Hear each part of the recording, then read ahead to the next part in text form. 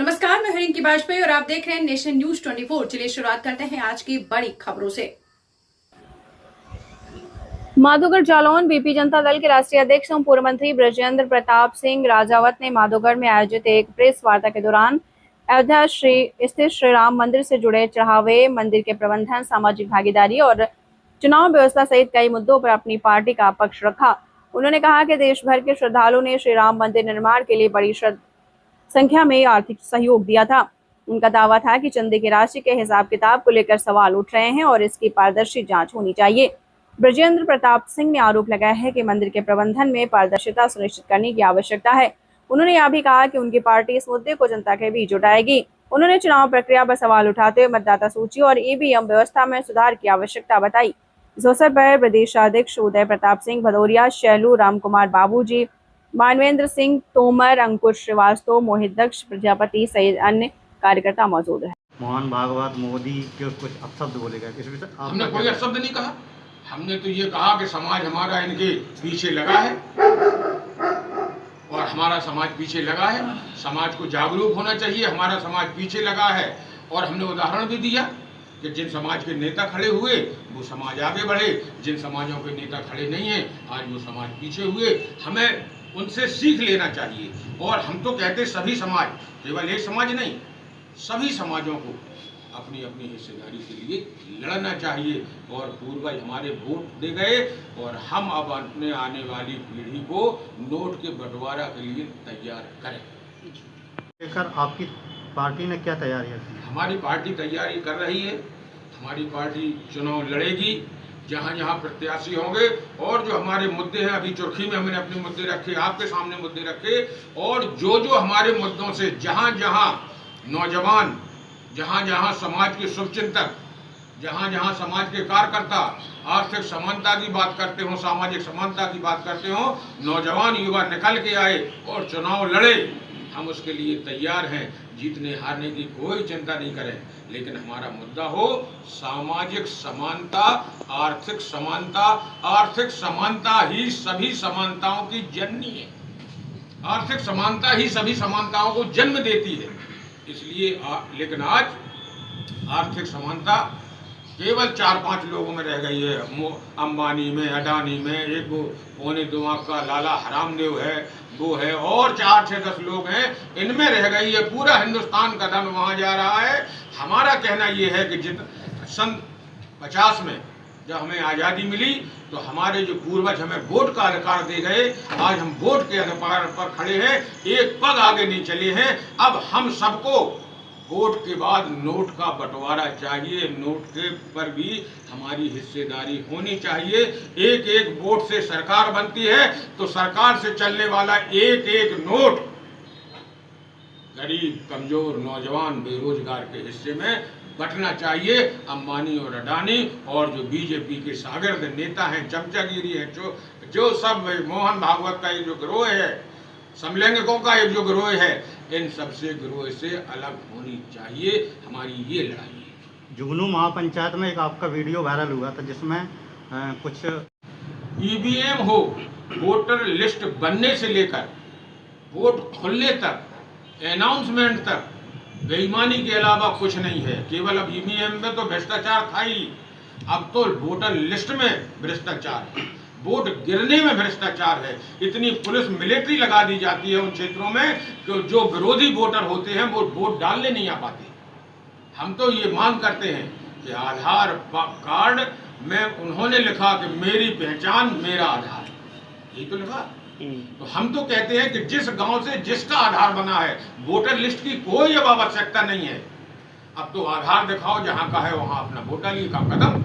ये क्यों voter list बनाई जा रही है? वोटर लिस्ट का मतलब है कि बेईमानी, वोटर लिस्ट का मतलब है बेईमानी। हमारा आधार कार्ड अटागांव का बना, हमारा अटागांव वोट डाले।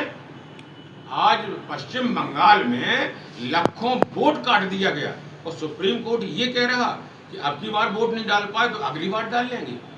ये लोकतंत्र है? लोकतंत्र से वो खत्म किया जा रहा है, सामंतवाद स्थापित किया जा रहा है। आज लोकसभा के सांसद तोड़े जा रहे हैं। राज्यसभा के पर्चे निरस्त किए जा रहे हैं, वो केवल इसलिए किए जा रहे हैं कि 3/4 बहुमत हिंदुस्तान में भारतीय जनता पार्टी का हो जाए और संविधान में वो संशोधन कर दिया जाए जो रूस में और चीन में हुआ है। इसके लिए सब तैयारियां हो रही हैं। इसलिए हम सबको जागरूक होकर हमारी जिम्मेदारी है कि वो स्वतंत्रता का आंदोलन था और ये आंदोलन इन समलैंगिकों को भगाने का आंदोलन है। ये आंदोलन सामंतवाद की व्यवस्था को खत्म करने का आंदोलन है। ये आंदोलन आर्थिक समानता का आंदोलन है। यही है क्या है और क्या जानकारी? सबसे पहले आज महेंद्र भाई का जन्मदिन है शायद, उनको जन्मदिन की शुभकामनाएं, दीर्घायु हों और एक ऐसे वो संस्थान से जुड़े हैं जो पत्रकारिता है, तो उनकी पत्रकारिता उनके जीवन के बाद भी याद की जाए। इन शुभकामनाओं के साथ हम आप सबका हृदय से आभार प्रकट करते हुए आज ये प्रेस वार्ता इसलिए बहुत अनिवार्य है और ज़रूरी है कि जो अयोध्या में राम जन्मभूमि पर मंदिर बनाया गया और मंदिर के बाद जो वहाँ ट्रस्ट बनाया गया, उस ट्रस्ट में सैकड़ों करोड़ों की चोरी हुई, जबकि इसमें ट्रस्ट की हम समझते हैं आवश्यकता नहीं थी। सभी संतों को, सभी महंतों को, सभी पुजारियों को इस बात के लिए पूरे हिंदुस्तान में आवाज़ उठानी चाहिए कि हिंदुस्तान में जो भी मंदिर हैं उन मंदिरों के महंत हैं, ट्रस्ट कहीं नहीं है। लेकिन भारतीय जनता पार्टी ने इस मंदिर में हाथ बटा करके और इसमें पहले शिला पूजन, फिर दूसरे पूजन, फिर बनने के नाम पर जाने कितना चंदा इकट्ठा किया। जब मंदिर बनने की समय यात्रा निकली थी तब 1400 करोड़ रुपए इकट्ठा हुआ था, उसका कोई हिसाब नहीं। और जब मंदिर बन गया तो उन्होंने ट्रस्ट बना करके उस मंदिर पर भाजपा और आरएसएस ने कब्जा कर लिया है। राम जन्मभूमि का जो मंदिर है, अब वो मंदिर नहीं रहा, अब वो एक आरएसएस और बीजेपी के कमाई का जरिया हो गया है। इसलिए उस ट्रस्ट को भंग किया जाए, जो उसके महंत थे उन महंतों के ही सुपुर्द में किया जाए, अन्यथा देश के सभी मंदिरों पर ये थोड़ा बहुत काम रचनात्मक करा के सभी पर ट्रस्ट कर देंगे घोषित, और ये मंदिर महंतों के उससे चले जाएंगे और ये केवल चोरी का अड्डा है। अब उन्होंने एक आईएफएस अधिकारी बैठा दिया है। अब तो भ्रष्टाचार पकड़ना बहुत ही मुश्किल है, क्योंकि ये इतने पढ़े लिखे अनुभवी लोग हैं कि ये चूल में चूल मिलाना जानते हैं कि कहां से आया, कितना खर्च हुआ, कितना दिखाना है।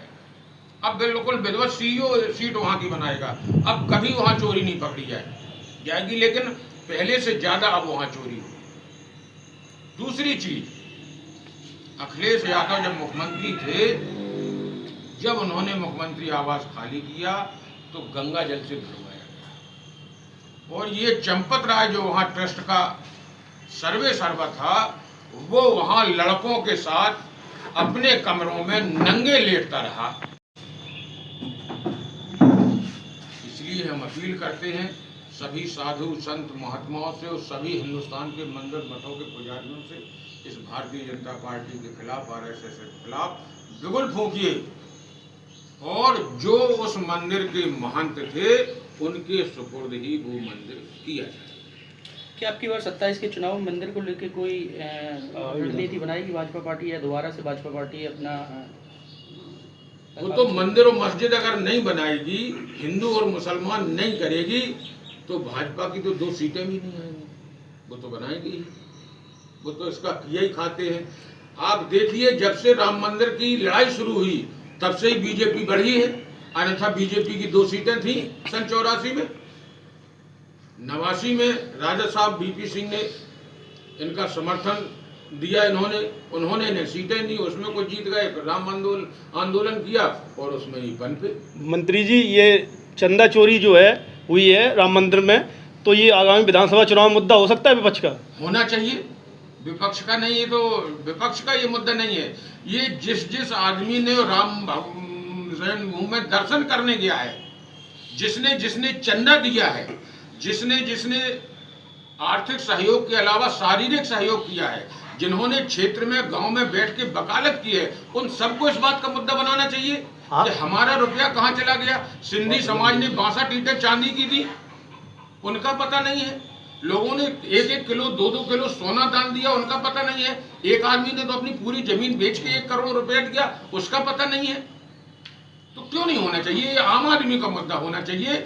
विरोध तो मुद्दा ढूंढती है, लेकिन उस मुद्दे की ज्यादा तवज्जो सबको आम आवाम को नहीं देनी चाहिए। लेकिन जो जो इस राम मंदिर की भावनाओं से जुड़ा है, उनके साथ खिलवाड़ हुआ है, तो उसको तो बनना चाहिए। मुद्दा हमारा तो ये कहना है। विधानसभा चुनाव को लेकर आपकी तैयारी, आपके जो चुनाव जो तैयारी है वो किस मुद्दे पर होगी?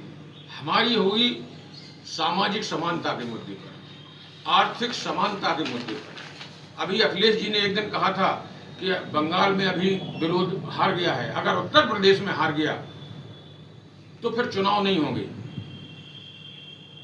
हमारा कहना यह है, अखिलेश, अगर बीजेपी को तुम हराना चाहते हो तो सामाजिक अगर न्याय की बात करते हो तो सभी समाजों को बराबरी से हक दीजिए। समाज का एक एक नेता हर समाज के संगठन है, वाल्मीकि समाज से लेकर ब्राह्मण समाज तक सबके उनके नेता बुलाइए, उनको ये अधिकार दीजिए कि तुम्हारी इतनी संख्या है, तुम्हें इतनी सीटें इस क्षेत्र में दी जा रही हैं, आप अपने प्रत्याशी दीजिए। टिकट से लेकर वोट और वोट से लेकर नोट तक एक एक चीज का हिसाब होना चाहिए। चाहे विधायक बने, चाहे मंत्री बने, वो चाहे सिपाहियों की भर्ती हो। आज अखिलेश जी इस चक्कर में है कि हम इन मुद्दों को लेकर के मुख्यमंत्री बन जाएं, लेकिन जब ये मुख्यमंत्री बन जाएंगे तो जैसी ये लूट कर रहे हैं वैसी ही लूट वो करेंगे। इसलिए सरकार तब तक नहीं बदलना चाहिए जब तक हर समाज के मुद्दे को खड़ा करके सबको बराबरी से अधिकार नहीं दिए जाए।